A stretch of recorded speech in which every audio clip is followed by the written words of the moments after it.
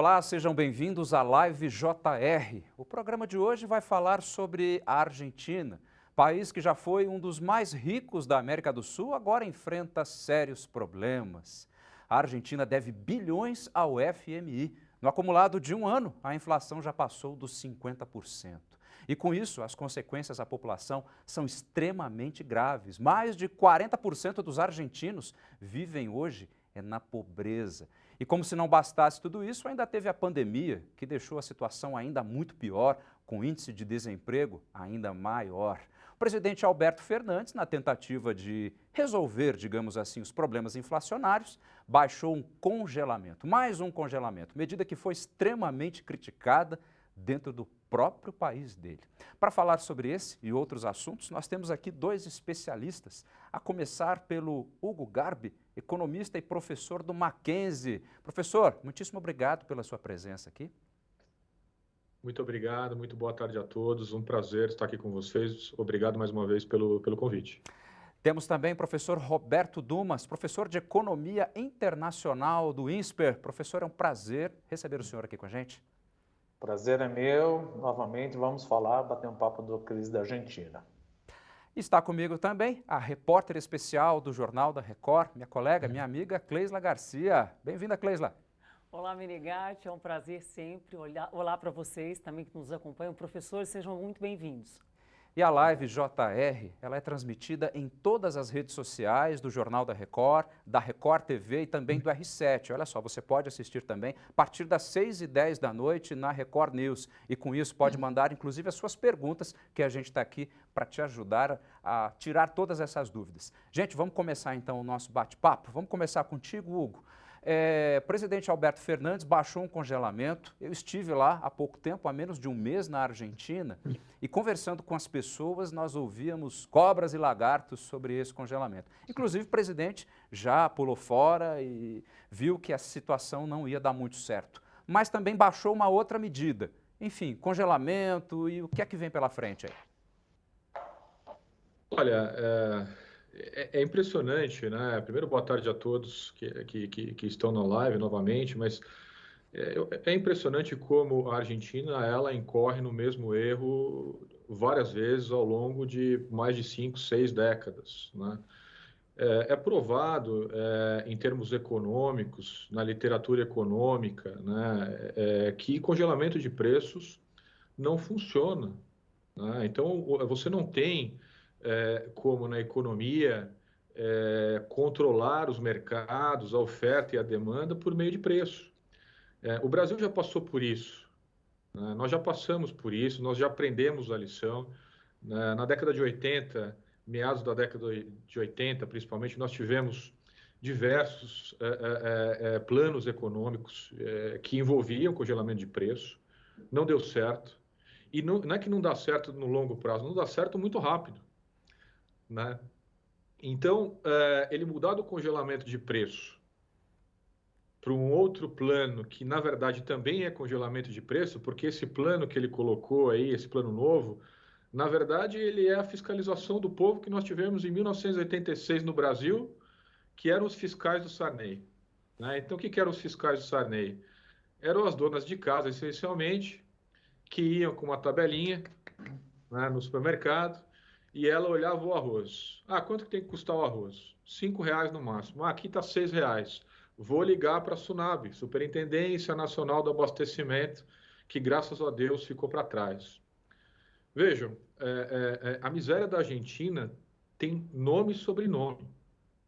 A miséria na Argentina é culpa da política econômica não ortodoxa de centro-esquerda, para não dizer de esquerda, que vem acompanhando e assustando a Argentina durante décadas, né? Então, assim, é uma pena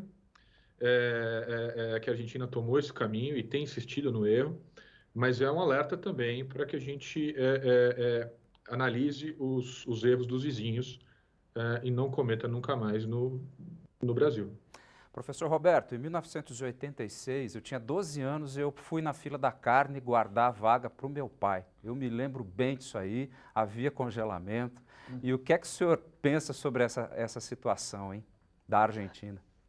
Veja, sem querer entrar no economês, primeiro, eu concordo 300% que o professor Garbi falou, mas entrando aqui rapidamente no economês, se você pegar a curva de oferta e demanda, ou seja, demanda o que é? Quanto menor o preço, mais você quer comprar. Oferta, quanto maior o preço, mais você quer produzir. Se você fixa o preço abaixo do preço de equilíbrio, o que acontece?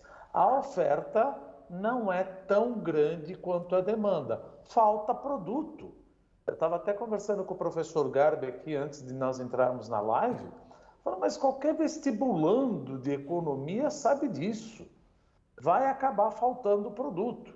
E se não faltar, que nem você está falando, olha, ficava na fila da carne, provavelmente você não comprava carne ao preço tabelado, você comprava com ágio. Da mesma maneira que você quer congelar o preço de bens, congelar o câmbio, por que você tinha o mercado negro, o mercado paralelo? Porque se você congela, eu quero aquele negócio, eu quero comer determinada coisa. Então você tem ou ágio ou desabastecimento. Então o professor Garbi estava falando, olha, literatura, ele foi muito simpático. Quando a gente fala literatura, parece que, olha, tem estudos. Não é nem questão de ter estudos. Nós temos evidências empíricas. Raul Afonso fez isso em 1985. Sarney fez isso em 1986. Depois fizemos no plano arroz com feijão, também tentamos fazer. Não deu certo. Meu Deus do céu. Qual é a definição de estupidez para Einstein? É fazer a mesma coisa esperando resultados diferentes. Sério mesmo que agora nós vamos ter os fiscais do Fernandes? Eu ainda tenho o bottom do fiscal do Sarney. Isso não funciona. Não adianta. Ele desistiu para colocar uma nova roupagem. Isso não vai funcionar. Não tem a menor chance de funcionar. E olha que economista geralmente não fala isso, né? Economista fala, não, 99,99% não tem. Mas eu estou lacrando aqui, é 100% de probabilidade de não funcionar. E quem sofre no final das contas... E outra, né? Você sabendo que não está funcionando e tenta no erro, o que você faz? Gente, o agente econômico, os agentes econômicos, eles são espertos. Sabendo que a inflação está galopante, batendo nos 40, 50, sei lá quantos por cento, o que eles fazem? Olha, daqui a pouco, conhecendo o governo, ele vai vir com um novo congelamento. Então, o que ele faz? Eu antecipadamente já aumento meus preços em 40, 50%. Para quê? Porque na minha tabela está congelada, se ele quiser. Então, quando alguém entra na tua loja, você fala, poxa, mas está 50% a mais? Não, eu te dou 30% de desconto. Por quê? Porque se vier o congelamento, eu estou congelado lá em cima. E aí surge de novo as tablitas, as velhas conhecidas tablitas. Você tem que dar um desconto. É impressionante como conseguem fazer um erro. Se você pensasse, olha, não, quem está fazendo é a Estônia, a Letônia, a Lituânia, que não tem um histórico e não sabe, até a gente entende, mas são os nossos vizinhos. Eles fizeram isso, não deu certo. Essas advertências todas, professor, também valem para o limite cambial, que também, pelo jeito, não funciona na Argentina? Não funciona nenhum. Veja, quem determina o preço, existem muitas coisas, por exemplo, aqui entrando, por exemplo, uma parte de Marx, né, falando assim, o que dá valor a determinadas coisas é o trabalho. Olha, precisa tomar cuidado, por exemplo. Se eu chegar na tua casa, o meu trabalho, vamos supor, eu vou cobrar R$1.000 hora palestra. Um exemplo. Eu vou na tua casa e faço um buraco na tua parede por 3 horas. Você me paga R$3.000? Não, você está louco, você me espanta para as horadas. Não, mas o meu trabalho vale R$3.000. Não, mas quem põe valor pelo meu trabalho não é o meu trabalho, é o mercado. Então, quem dá valor para as coisas não é o quanto eu gastei de trabalho. Então, quem dá valor para o câmbio não é o governo, é o mercado que quer. Bom, mas eu não te vendo. Se você não te vende, é muito fácil. A gente substitui o câmbio por picanha. Eu estou desesperado atrás de picanha, mas não tem picanha, mas eu pago ágio. Eu estou desesperado atrás de câmbio, mas não tem câmbio a esse preço. Eu pago ágio. Pronto, olha o mercado paralelo aí do câmbio.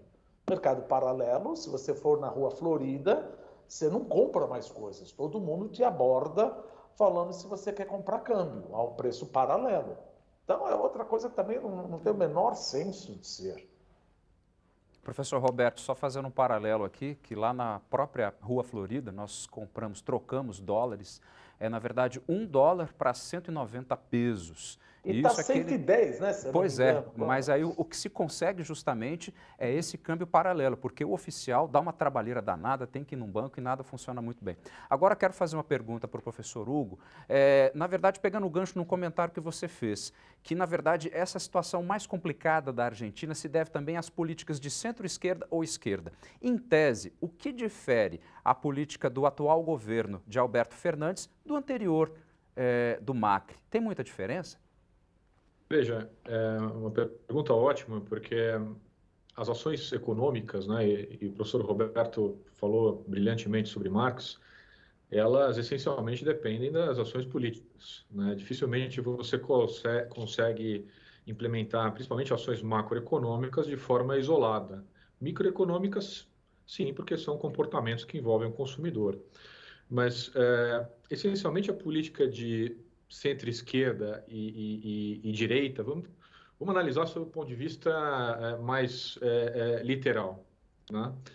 Quando você pega o governo anterior, existia uma intenção, essencialmente, de liberalizar o país. Mas para promover a liberalização econômica de um país, você não faz sozinho. Você não faz sozinho. Você precisa do Congresso, você precisa de uma ação política conjunta durante muito tempo, principalmente no caso da Argentina. Porque a Argentina ela tem algumas características interessantes. O professor Roberto mencionou o câmbio. E o câmbio ele também é um outro ponto nevrálgico da Argentina. Porque a Argentina ela trata, primeiro, as empresas como as malvadas da história.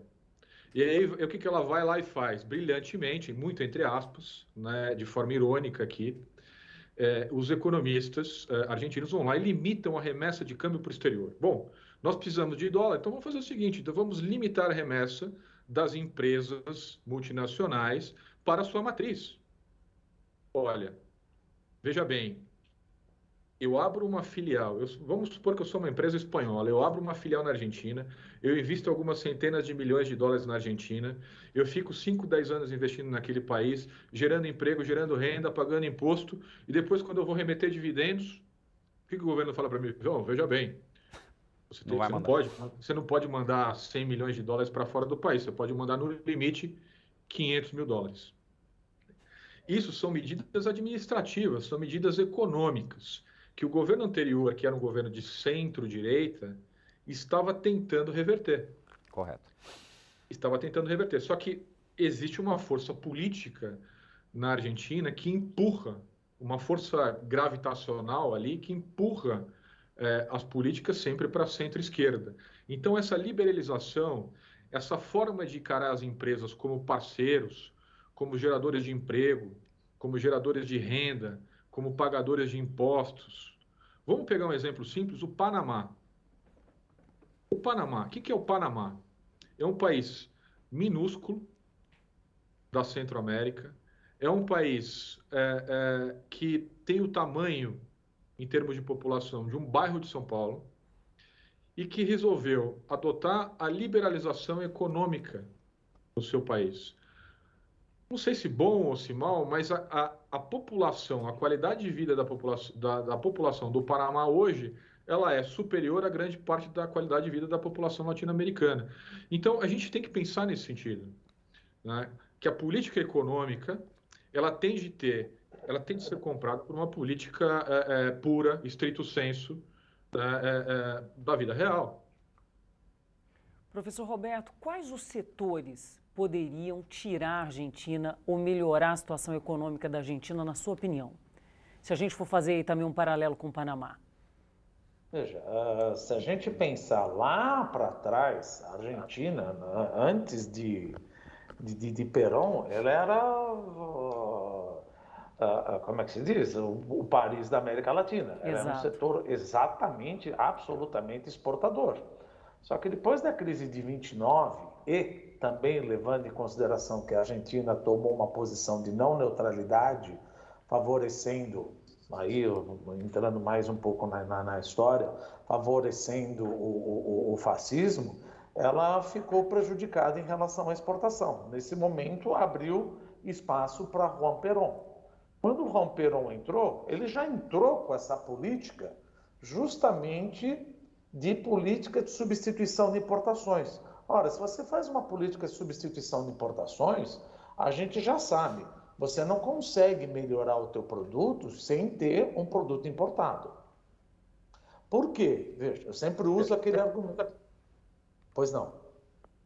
Não, o senhor pode continuar, só foi uma pequena interferência. Por exemplo, eu sempre uso aquele argumento. A Embraer é um dos pilares mais desenvolvidos aqui da indústria brasileira. Claro, a gente não tem grandes indústrias como tem na Coreia, mas 90% dos insumos da Embraer são insumos importados. Então agora você, usando todo o peronismo, que é uma herança que você está trazendo desde lá de 1941, depois você teve o golpe militar, etc., mas o peronismo, a veia do peronismo continua. Importar é pecado, exportar é bom. Só que quanto mais fechada a tua economia, pior fica a tua indústria. Então, o que você acaba exportando?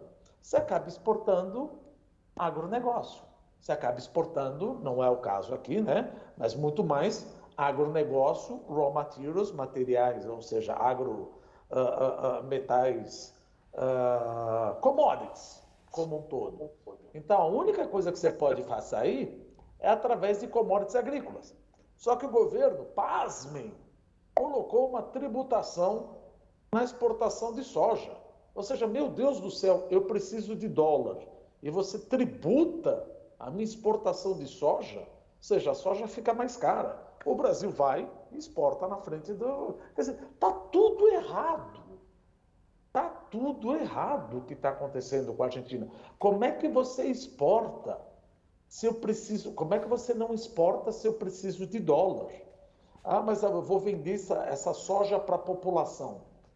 São vasos comunicantes. Se eu perder dinheiro, eu não vou vender para a população. Eu paro de produzir. Simplesmente assim.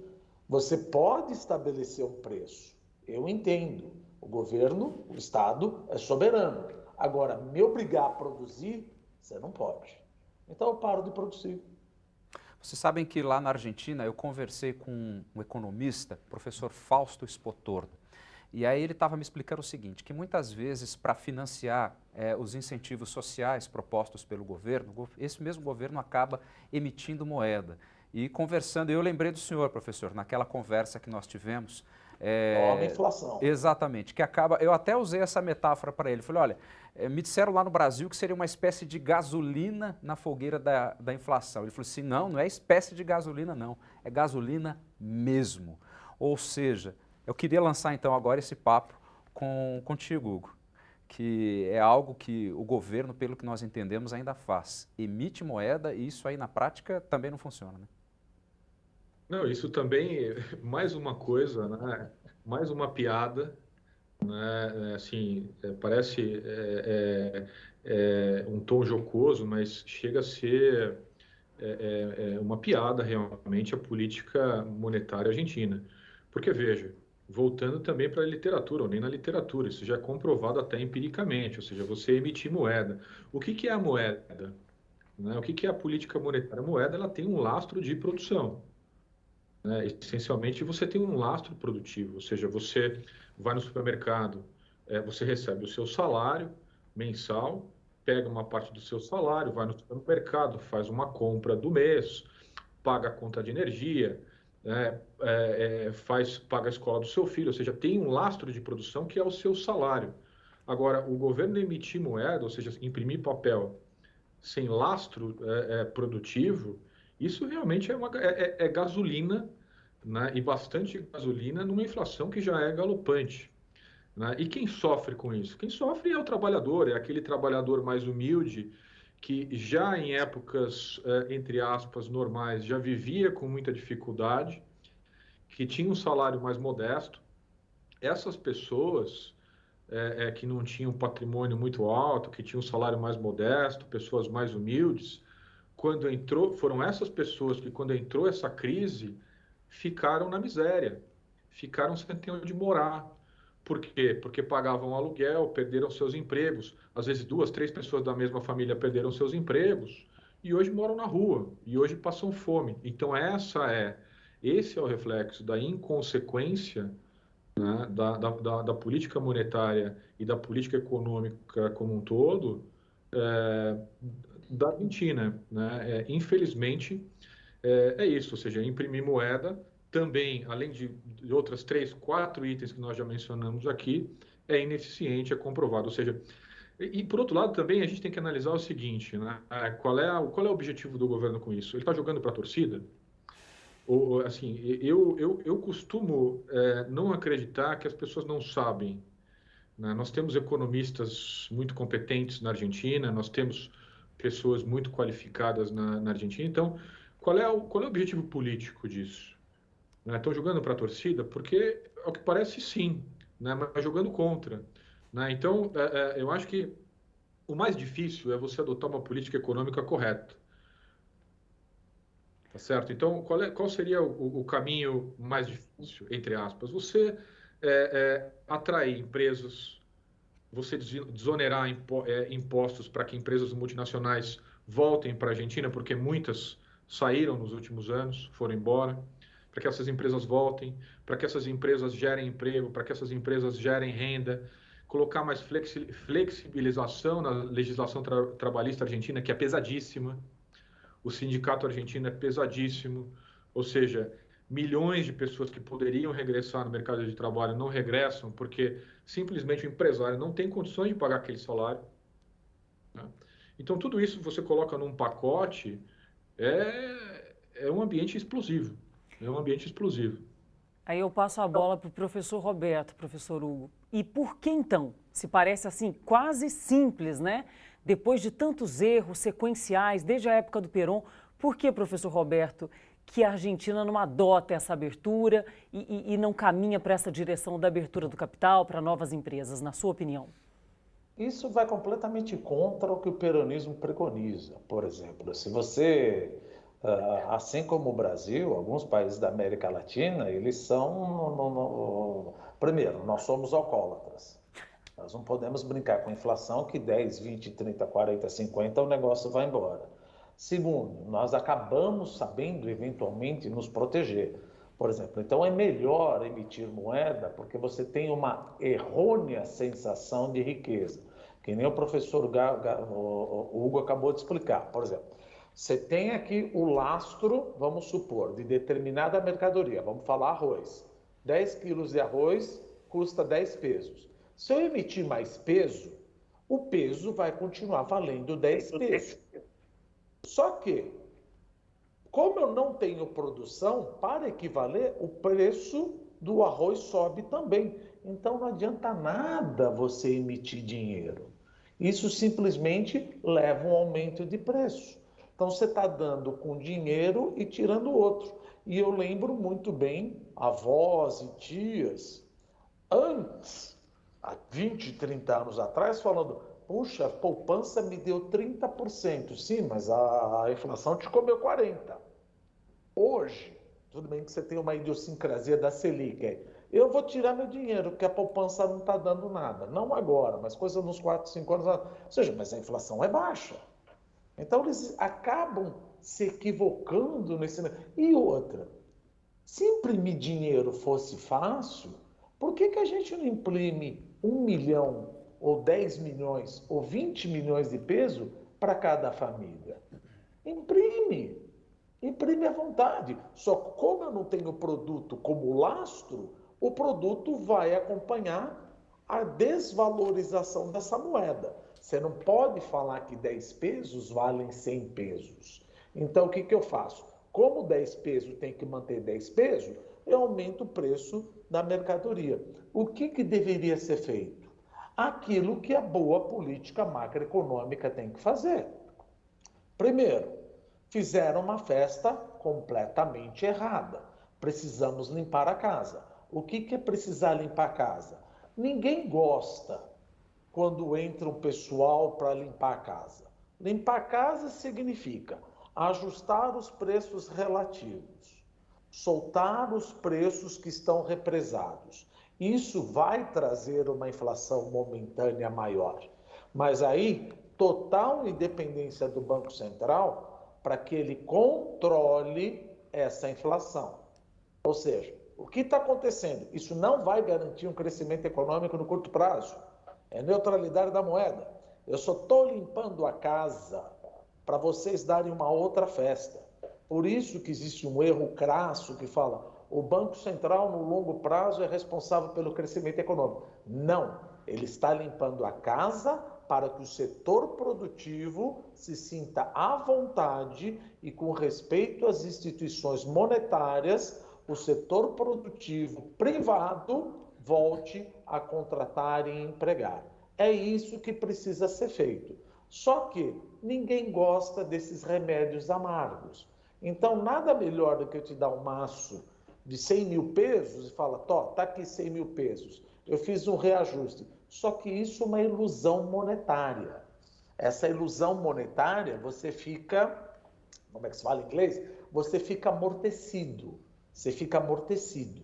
Então, você acha que você está ganhando dinheiro. Assim como a minha tia achava que ganhava muito dinheiro com a poupança, pagando 40%, 50% ao ano. Verdade. Só que, no final das contas, você não está ganhando dinheiro. Você está repondo menos do que você está perdendo. Olha só, chegou aqui uma pergunta e eu gostaria de saber o que é que vocês pensam sobre isso. Ela veio por meio do Manuel Fernandes, pelo YouTube da Record TV. Ele diz o seguinte... Manuel Fernandes é parente do Alberto Fernandes? Pode Já ser. me assusta, ele vai brigar com a gente. Pode ser. Olha só, se vocês Vai saber, acreditam né? que a privatização das empresas argentinas levou à dependência dos organismos internacionais e, consequentemente, afundaram a nação. Professor Hugo. Olha, uma boa pergunta. A privatização das empresas argentinas, eu acho que a privatização ela é sempre um caminho para a liberalização. Tá? Então, assim, quando você fala de liberdade econômica, quando você... o primeiro ponto, né, a gente resgatando um pouco os conceitos mais importantes do que é liberdade econômica, e lá atrás, o governo ele é, de um modo geral, incompetente. É uma palavra forte para se falar, mas a gente tem que falar. Né? E eu falo isso porque o Brasil, de uma forma geral, o latino, de uma forma geral, ele ama o Estado. Ele ama a presença do Estado, ele ama tudo que é público, mas a mão forte do Estado, ela existe para algumas coisas estruturais. Segurança pública, educação, saúde, e olhe lá, porque tem alguns países que já estão privatizando a segurança pública, tem alguns países que estão privatizando questões de saúde, ou seja, o governo, o Estado ele é incompetente para gerir uma empresa. É comprovado que as empresas na mão, e quando eu falo na mão, sob a gestão privada, elas têm um desempenho melhor. E a gente não pode confundir gestão sem a regulação. Isso é importante a gente destacar. Ou seja, vamos pegar o exemplo brasileiro. Nós tivemos uma onda de privatização de empresas de telefonia no Brasil na década de 90. O serviço, inevitavelmente, melhorou. Mas não quer dizer que o Estado, por meio de órgãos reguladores, ainda monitora a qualidade desse serviço público. Não quer dizer que o Estado abandonou a telefonia brasileira. Não, no Brasil nós temos a Anatel. E as empresas privadas, elas têm de cumprir uma série de regras em termos de investimento, de tecnologia e uma série de outras regras para o consumidor final e até preço. E, inclusive, nós temos hoje muito mais concorrência e a concorrência também é outra coisa fundamental para a redução de preço e melhora da tecnologia. das empresas de telefonia. Então, quando a gente fala privatização na Argentina, não é, no meu ponto de vista, não é uma coisa ruim. Correto. Né? Você está trazendo mais concorrência desde que você tenha regulação. Mas eu acho que o ponto aí é o seguinte, a forma como você faz e a não mudança, né? Aquele DNA ainda, a raiz daquela filosofia econômica arcaica, daquela filosofia econômica antiga, né? Dos campeões, isso aqui é nosso, isso aqui é do Estado. Não funciona assim. Né? O mercado ele não é inimigo de ninguém e não é pecado ter lucro, uma empresa entrar num país e querer ter lucro. Os países mais bem-sucedidos do mundo são países liberais economicamente. Vamos pegar o exemplo que deu certo? A Austrália, no índice de liberdade econômica, está em primeiro lugar. Depois você pega a Nova Zelândia, depois você pega alguns países da Europa, por exemplo, Estados Unidos, são países que têm um índice de liberdade econômica altíssimo. Vamos seguir os exemplos desses países. E a Argentina se nega a seguir esses exemplos. Professor Roberto, eu quero pular sua vez, na verdade, com essa pergunta do nosso Manuel Fernandes, para te passar uma outra que veio por meio da Valdiran Rocha Santos, também pelo YouTube do Jornal da Record, dizendo o seguinte, olha só, mais polêmica. Por que a maioria dos países governados pela esquerda são uma tragédia social como a Argentina? O senhor concorda com isso? Essa é para mim ou para o Hugo? Para o senhor.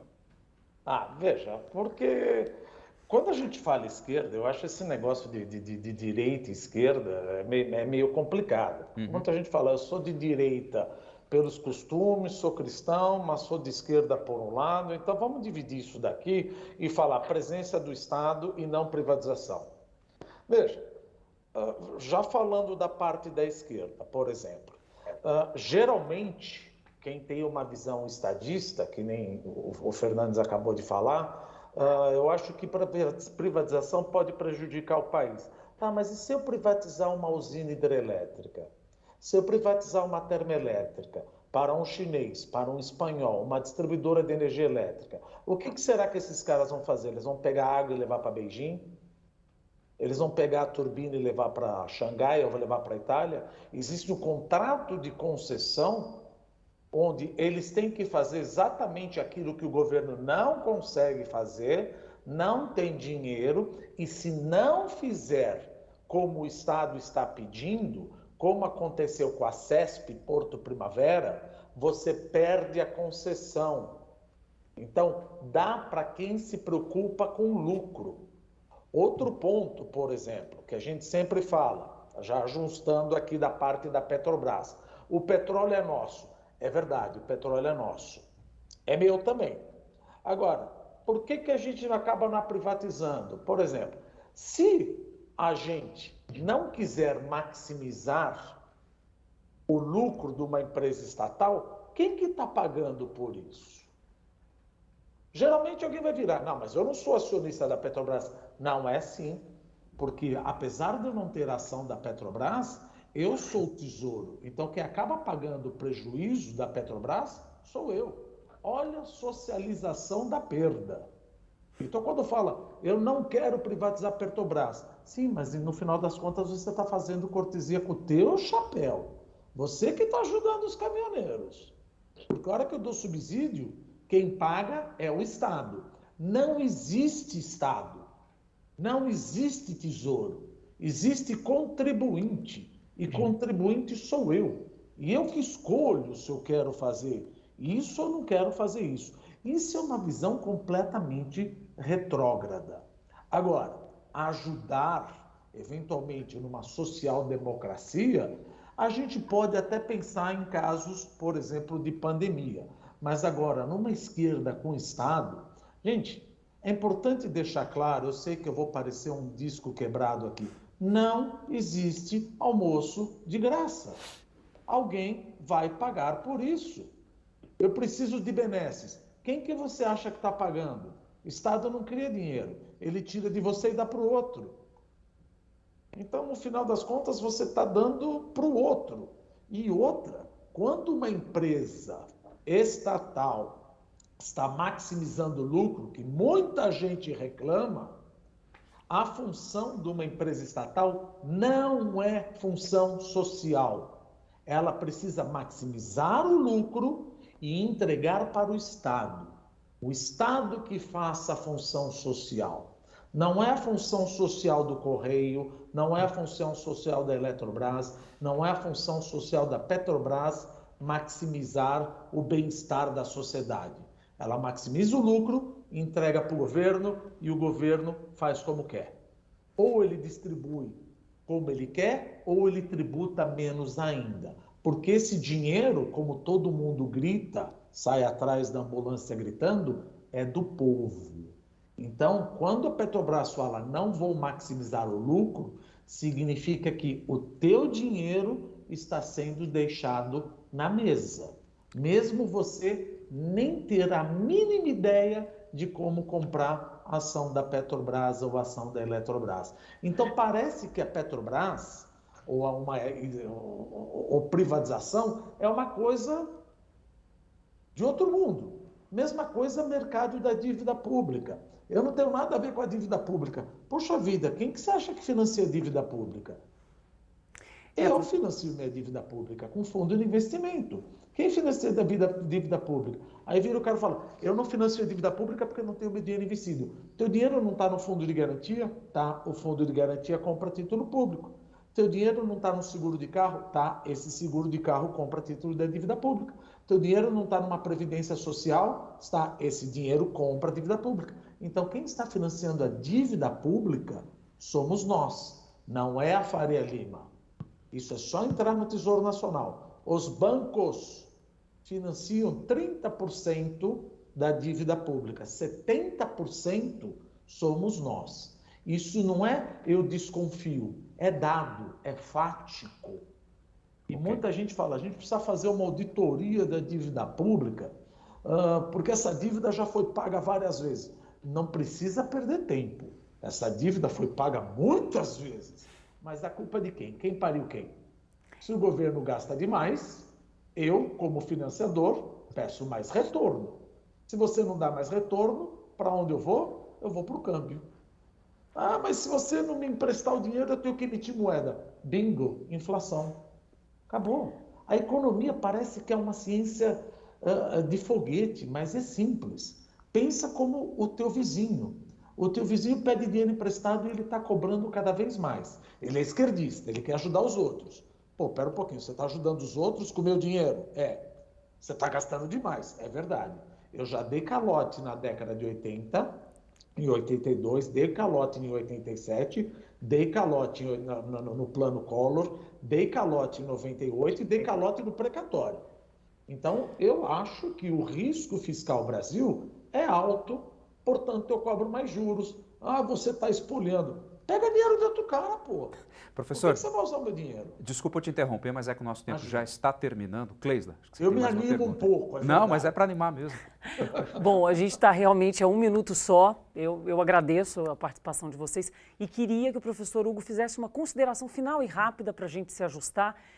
Como é que essa economia caótica da Argentina ela pode acabar influenciando na economia? Como é que nós vamos conversar com isso? Isso pode nos prejudicar? Daqui, né? Olha, o Brasil ele é um parceiro comercial da Argentina, né, em termos de produção de veículos, lazer, turismo, ou seja, alguns estados brasileiros eles recebem muitos argentinos, então existe naturalmente um intercâmbio comercial entre os países. Não é significativo a ponto de prejudicar a economia brasileira por conta da crise argentina, ou seja, o Brasil ele é naturalmente mais dependente de países como Estados Unidos e China em trocas comerciais, mas no meu ponto de vista o mais nocivo é a parte intelectual, né? É essa mentalidade que eu vejo crescente na América Latina de centro-esquerda, mais à esquerda, que vem crescendo e que existem ciclos econômicos que comprovadamente você vê ali entre direita e esquerda, mas o ponto aqui que a minha preocupação é justamente a parte intelectual, essa contaminação intelectual para um país que está, apesar da crise do coronavírus, tem tudo, o Brasil tem tudo para recuperar, o Brasil é uma pujança econômica e tem tudo para recuperar a sua economia. Obrigada, professor. Professor, eu já quero aproveitar para te agradecer a sua participação, as suas perguntas, as suas respostas. Muitíssimo obrigado, viu, professor Hugo? Muito obrigado, um grande abraço para vocês, um prazer estar aqui. Joia. Professor Roberto, mais uma vez, prazer imenso de conversar contigo. Obrigado, viu, pela participação de hoje. Prazer é meu, sempre à disposição. Muito obrigado. Agradeço também a minha colega e a minha amiga Cleisla Garcia por participar com a gente. Valeu, Cleisla. Eu que agradeço, Menegatti. Obrigada, professores. E agradeço a você também que participou mandando as suas perguntas. E a live JR pode ser vista a qualquer hora nas redes sociais do Jornal da Record TV e também do R7. E às 6h10 da noite, a partir desse horário na Record News. Muitíssimo obrigado pela sua companhia e até a próxima. Valeu! Até!